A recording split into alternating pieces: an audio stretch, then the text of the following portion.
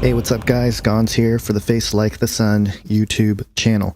This is another CERN watch, Nepal earthquake, Icarus, and Fermilab. Now everyone's been asking me if I think there's a connection with CERN and the earthquake that has taken thousands of lives in Nepal just yesterday. And the honest answer is I don't know, but there are some interesting things that I do want to point out and let you guys be the judge as to whether or not you think there's a connection. Now, I have to say that it is strange that since the Large Hadron Collider has turned back on with its beams back towards the beginning of April 2015, we've literally seen tons of strange things around the world, including weird weather pattern here in the States with huge tornadoes where there usually are none, to the volcanic eruption in Chile, and now the earthquake in Nepal. So again, I can't make any firm claims if there is a connection or not, but I do want to share some things that I have found, and I'll leave tons of links in the description section of this video. So if you guys want to dig further, and if there's things I missed and stuff like that, you guys can do your own research. So the first thing I want to bring up is that when we think about earthquakes that were destructive, the last one we can remember is from Japan, March 11th, 2011. Now, if we go back and look at CERN and what they were doing back at that time, it's pretty interesting. According to the CERN Courier, the April 2011 edition stated this: the LHC is back in action again after the technical stop that began on 6th December, with initial preparations for the 2011 run in full swing. On 19 February, the previous few weeks of careful preparation paid off, with circulating beams being rapidly reestablished. There then followed a program of beam measurements and recommissioning of the essential subsystems. The initial measurements show that the LHC is in good shape and magnetically little changed from last year. The first collisions of 2011 were produced on 2nd March, with stable beams and collisions for physics planned for later in the month. Now, this is interesting. This is 9 days prior to the Japanese earthquake that caused that tsunami and all that destruction.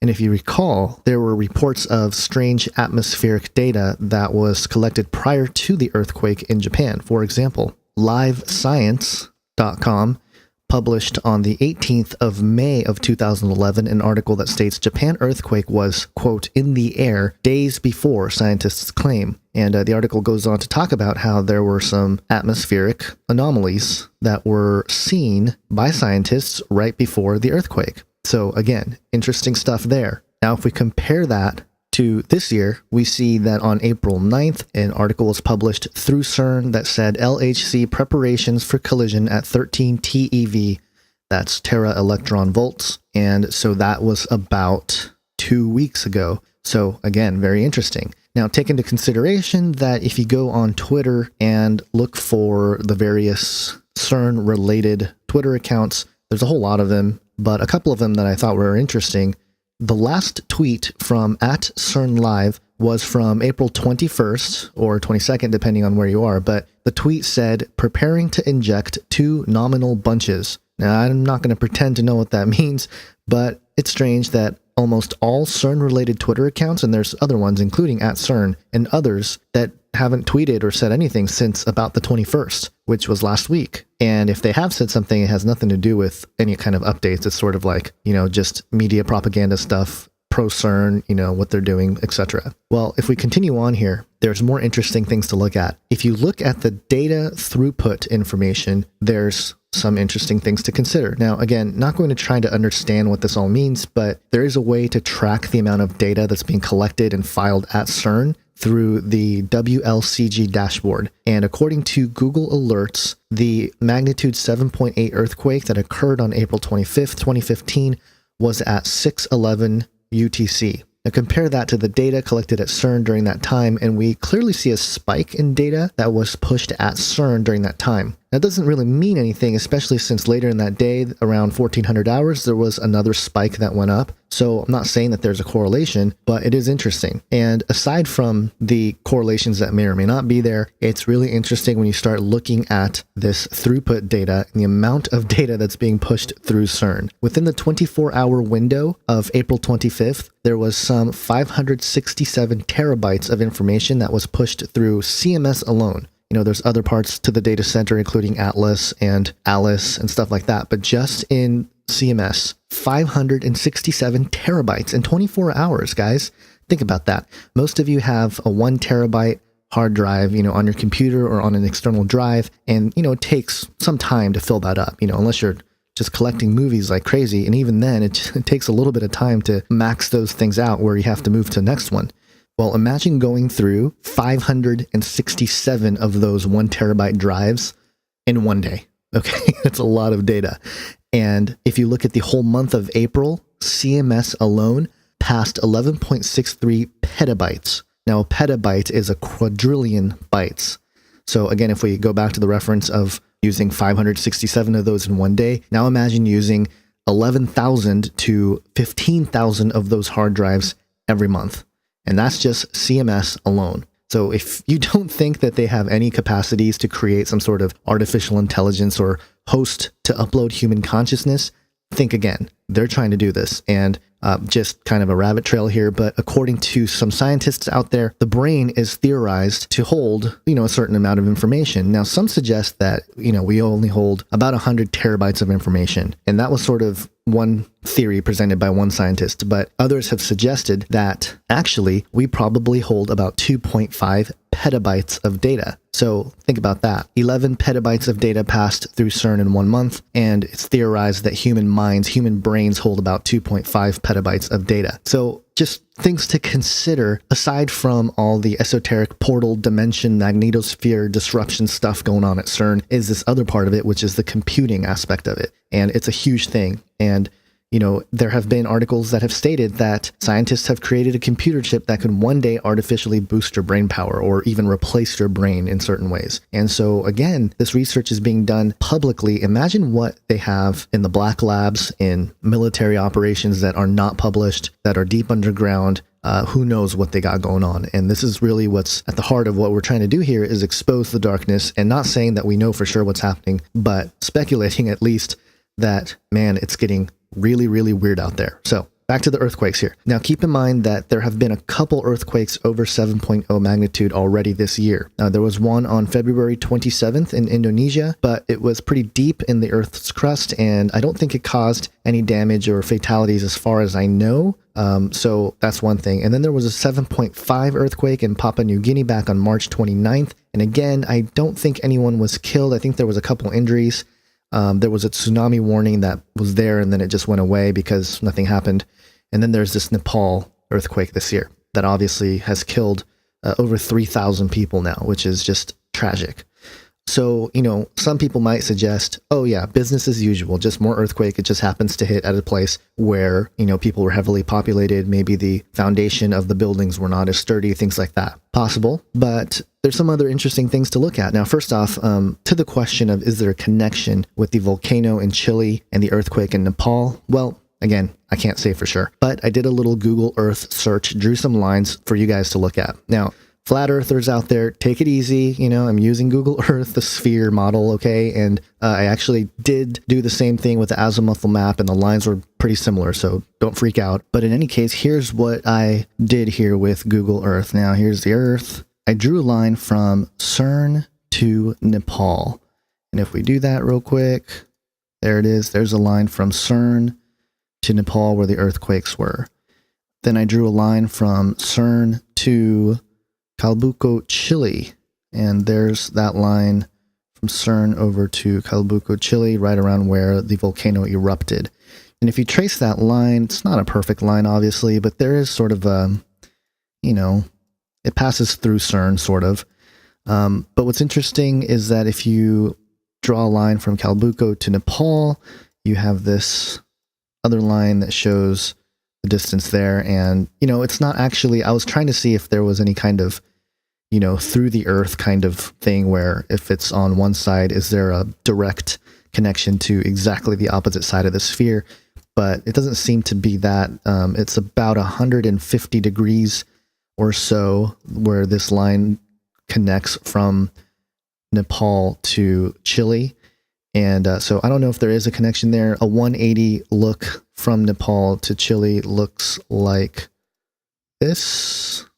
And again, these are just estimates here from Nepal to 180 degrees to the other side creates this off the coast of Chile. So pretty interesting. It could be pretty close to that exact opposite end, but no hard evidence there. But, I just wanted to take this opportunity to show you guys. And I've always thought this was weird. Now, think about this. We know that the Earth is mostly covered in water, but check this out. I mean, you go to the other side of the Earth here, and gosh, there is so much ocean on the Earth, guys. We have no idea what's going on our planet, let alone if it's a sphere or flat or whatever. Even putting that discussion aside, assuming that it's a sphere or close to something like this, I mean, we just have no idea what's going on. What's happening on this side? I mean, is there an underwater civilization that lives on the other side of the Earth that we share the planet with? I mean, who knows? I'm just speculating here. But getting back to all that other stuff, there's one more thing that I think needs to be brought up that may or may not have any connection to the earthquake in Nepal. We have an article here published on Yahoo, Google executive among hundreds dead from Nepal earthquake. And if you go through here, Dan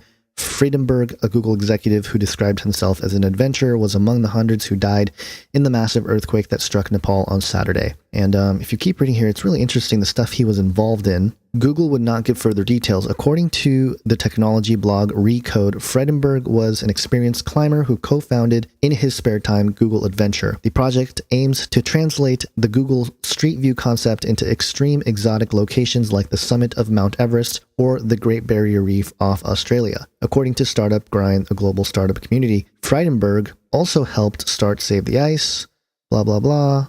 And then it says here, Friedenberg started at Google in 2007. He served as product manager and the head of privacy at Google X, the company's secretive arm best known for moonshot projects such as the self-driving car. Now, this is interesting that he was part of Google X, and I believe he was also part of the Loon project, which is that project where you send up balloons to bring Wi-Fi across the world or whatever. But it's interesting that he was the head of privacy at Google X, and if there was intention behind this avalanche earthquake where he suffered his death, it's pretty nefarious of whoever's running the world. I mean, obviously we know that they're not nice people and that they are basically the hands and feet of Satan.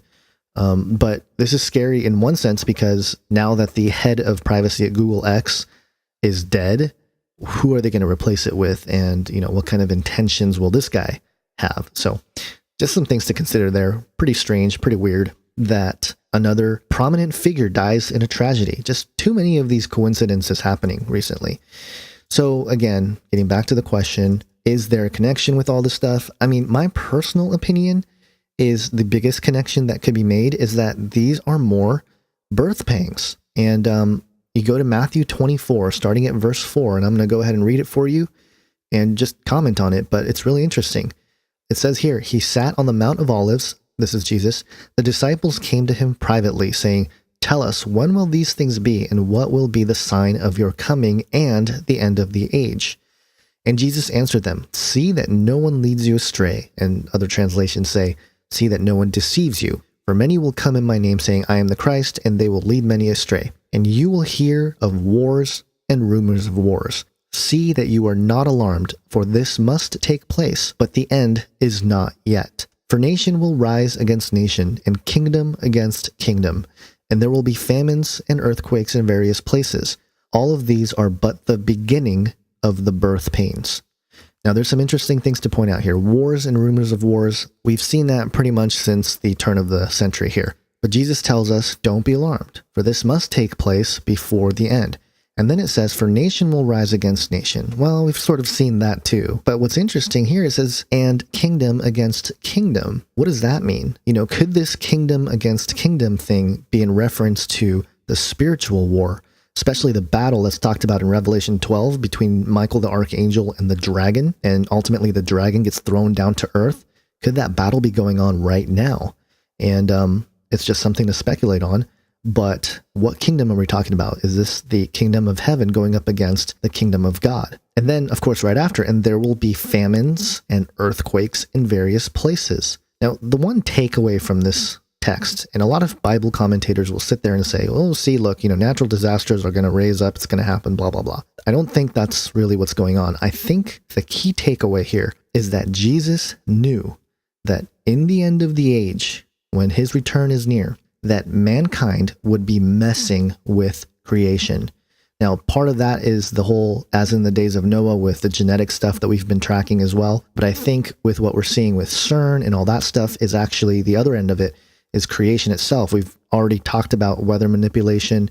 I have a whole section on Age of Deceit 2, alchemy and the rise of the beast image that touches on geoengineering and just weather modification in general. You go outside, especially if you live in the States, you're going to see chemtrails everywhere, so there's weather manipulation going on in that way. But, when it comes to CERN, they're always looking to break the barrier of creation of the universe, right? They're trying to understand the universe. And as a result, I think Jesus understood here that kingdom versus kingdom, that there will be this spiritual battle that's going to start bleeding through, and that famines and earthquakes in various places will be caused because, look, number one, the point here with CERN is like, why are we spending billions and billions of dollars on projects to try to understand creation when there are people starving on this planet? Why don't we use that money to figure out how to take care of them first and then think about, understanding how creation works and all that stuff.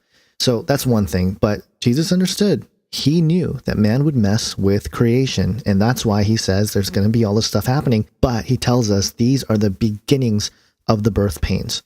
And, people have been saying we're in the birth pains for a while. But again, if you know about birth pains, and I'm sure some of you guys watching probably do, the events accelerate, they increase in frequency and in intensity. So I think we're seeing that definitely. And regardless of whether this is caused by CERN, we know that that is happening. We are seeing the birth pains. We're right in the middle of it. The other thing that I wanted to touch on in this video is Icarus and Fermilab. And I wanted to do this because in the meantime, the last thing CERN posted from their website was on the 22nd that said, Icarus neutrino experiment to move to Fermilab. And you go here, a group of scientists led by Nobel laureate Carlo Rubbia will transport the world's largest liquid argon neutrino detector across the Atlantic Ocean from CERN to its new home at the U.S. Department of Energy's Fermi National Accelerator Laboratory. Now, first thing is just all the esoteric names there. You got liquid argon, okay? Argon, of course, it's just an element, number 18, and the name argon is derived from the Greek, which means lazy or inactive. So there's that. But the other thing that's interesting is that I found a book called Argon, High Priest and King of Atlantis. And no, this is not a fiction book. This is written by Michael Davidson. It is his basically channeling of these beings from Atlantis, namely Argon. And very interesting because in his book introduction here that you can read on Amazon, he talks about the ancient memory of Atlantis and Egypt and the new age that's coming. And the whole book here is basically him in dialogue with Argon, the priest king of Atlantis, whom he supposedly was. He was in a past life, he was Argon. And he even claims in the introduction that he was one of the people that was at the foot of the cross of Jesus. So, I mean, pretty big claims there. And again, I think when you start getting into all this channeled stuff, you're going to be told a lot of lies. And one of those lies is that you have reincarnated from past lives. And, it's always significant people. It's always like, oh, it's this wonderful king or leader or even Jesus himself or one of his disciples or whatever. It's never like, yeah, it was just the farmer, in a ancient whatever. It's always like these awesome people in our history. Let me just read a quick quote here. He says here in the introduction, this was quite a shock for having been regressed some time ago and taken back to a period shortly after creation. I was supposed to have had dealings with Metatron and the dispersal of matter, energy, and light. In a later existence, I had dealings with the Great Pyramid where I was high priest, and further on in time, I was again in Egypt as a scribe to Merneptah, the eighth son of Ramses II. 2,000 years ago, I was with Jesus during his ministry, and at the time of the crucifixion, and without mentioning names, I say that I was male, and at the foot of the cross gives you the clue to who I was supposed to be. He says some of you will instantly raise your hands and consider me a nut. You know what? I don't actually consider you a nut, Michael Davidson, but I will say test the spirits, sir, because I think the spirit that you are talking to is not actually Argon, the high priest king from Atlantis. I think he is a fallen angel that is disguising as that, telling you lies, keeping you away from the truth of the gospel. So anyway, that's argon.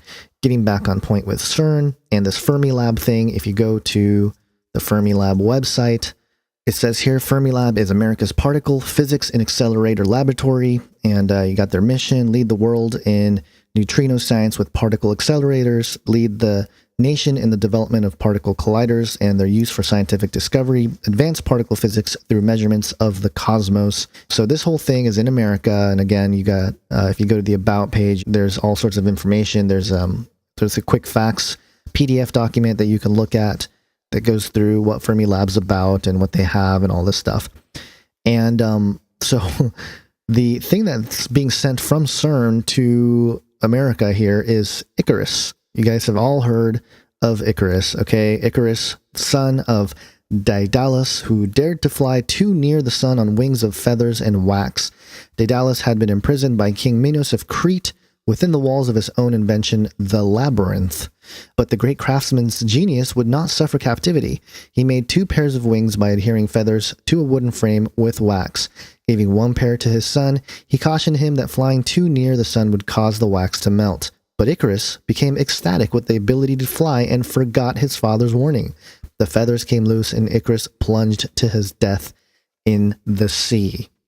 And so, thank you, CERN, for sending the United States with Icarus, the demigod who flew too close to the sun and died. And then, of course, the Fermilab has the largest liquid argon neutrino detector. And, again, argon means lazy. And, it's just pretty funny the way some of these things connect, because obviously most of the United States is seen as lazy people. So anyway, stuff that's interesting, connections, may not be connections, who knows? I think these are all birth pangs. One more thing, let me just quote this Icarus neutrino experiment from Fermilab, the CERN article here a couple more times here, because I thought it was interesting. When it arrives at Fermilab, the detector will become part of an on-site suite of 3 experiments dedicated to studying neutrinos, ghostly particles that are all around us but have given up few of their secrets. And then it says here, the liquid argon, this is a quote from one of the guys here, the liquid argon time projection chamber is a new and very promising technology that we originally developed in the Icarus collaboration, from an initial tabletop experiment all the way to a large neutrino detector, Rubia said. It is expected that it will become the leading technology for large liquid argon detectors, with its ability to record ionizing tracks with millimeter precision. Basically, what they do here, and they've talked about this in other parts of the article, they're sending these neutrinos through the Earth. And it goes through the Earth, and they're trying to detect various things about creation. And here we go again, trying to rip a veil. And ultimately the veil will come down, but guess what? It's going to be the Lord Jesus Christ that's going to actually tear it down right about the time he returns and he judges the world. So, hope you guys get something out of this. I'm going to leave, again, tons of links in the description section for you guys to peruse and do your own research, come to your own conclusions about some of this stuff. But I thought I'd share my short little research run and put it together for you. So, hope you guys have a great day. God bless.